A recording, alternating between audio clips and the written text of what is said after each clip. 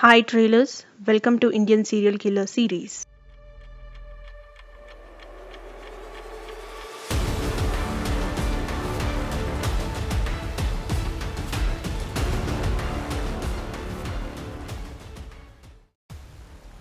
गौरी शंकर 1954 में चेन्नई में पैदा हुआ था। Shankar was a painter but उसकी वाइफ की डेथ के बाद वो बदलने लगा। वो इलीगल लिकर के बिजनेस में आ गया था। टाइम के साथ वो एक क्रिमिनल से गैंग लीडर बन गया और अब वो लिकर के साथ लड़कियां भी सप्लाई करने लगा। पुलिस की चेकिंग से बचने के लिए वो दारू और लड़कियां ऑटो से सप्लाई करता था। इसी कारण से उसे ऑटो शंकर भी बुलाते हैं।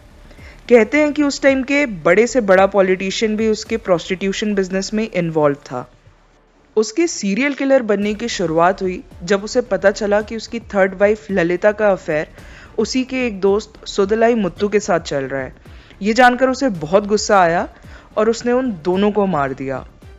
ललिता की बॉडी को उसने अपने ही एक प्लॉट के नीचे सीमेंट में दफनाकर उसके ऊपर एक घर बना दिया और उसे रेंट पर दे दिया। सुदलाई मुत्तू को जलाकर उसकी एशेस को बे ऑफ बंगाल में फेंक दी। And he adopted this method with 9 young girls whom he kidnapped to satisfy the request of top politicians. अभी तक इन politicians का नाम पता नहीं चला है। पुलिस लड़कियों की किडनैपिंग को लेकर सीरियस नहीं थी क्योंकि उन्हें लगता था कि लड़कियों के घर वाले ही उन्हें पैसों के लिए बेच रहे हैं। बट उनके पास एक केस आया सुबलक्ष्मी नाम की एक लड़की का, जिसका कहना था कि एक ऑटो ड्राइवर उसे किडनैप करने की कोशिश कर रहा था। और जब पुलिस ने और इन्वेस्टिगेट किया तब उन्हें पता चला ऑटो शंकर के बारे में। फाइनली जब ऑटो शंकर को अरेस्ट करके इंटेरोगेट किया गया, then he confessed to all the kidnappings and killings. Police को एक घर के नीचे 5 बॉडीज मिली, जिसमें से एक उसकी एक्स वाइफ ललिता की भी थी। शंकर का पॉलिटिकल कनेक्शन इतना ज्यादा था कि अरेस्ट के कुछ दिनों में ही वो जेल से भागने में कामयाब रहा with the help of 4 policeman.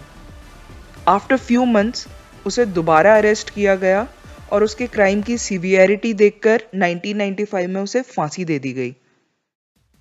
This was the story of Gauri Shankar, who came to be known as Auto Shankar for all the wrong reasons.